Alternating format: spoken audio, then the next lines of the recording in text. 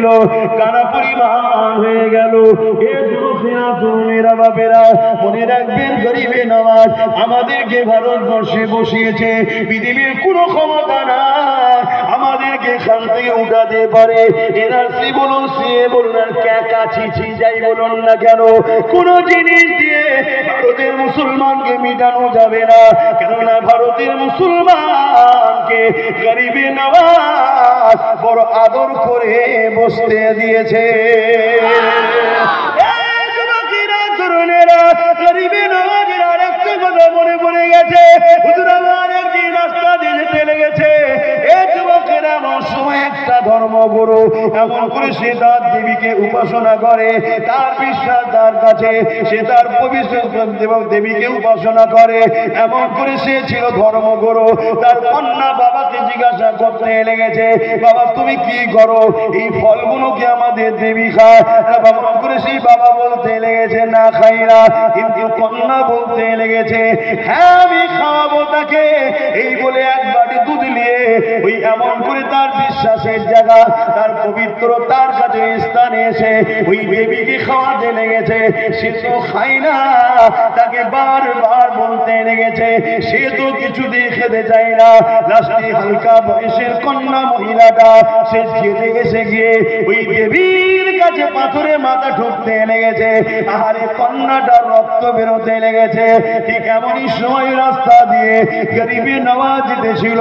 গরিবে নওয়াজ এই দৃশ্যটা দেখে এমন করে ওই দিকে আগিয়ে এসে বলতে লেগেছে, এ মামি ছেলে কি করতে লেগেছো না? ওই সময় কন্যা বলতে লেগেছে, আমি আমার প্রভুকে খাওয়াতে লেগেছি। গরিবে নওয়াজ বলছে, এই পাথরের মূর্তি তো কখনো খাবে না রে মা। তার বাবা যেভাবে বলেছিল গরিবে নওয়াজও সেম কথা বলেছে, কিন্তু কন্যা একটাই যে আমি আমার প্রভুকে খাওয়াবো, কেন সে খাবে না?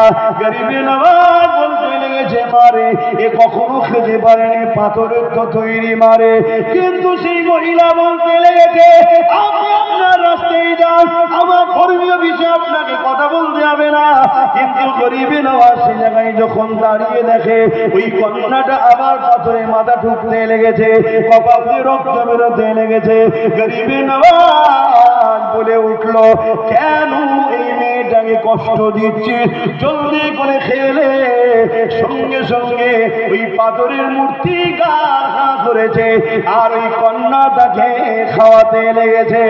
এ যুবকেরা, তরুণেরা, এই দৃশ্য দেখে কন্যা ঘরে চলে যে বাবাকে বলতে লেগেছে, আমি খাইয়েছি আমার প্রভুকে, আমার দেবীকে খাইয়েছি, কিন্তু কেউ বিশ্বাস করতে চায় না।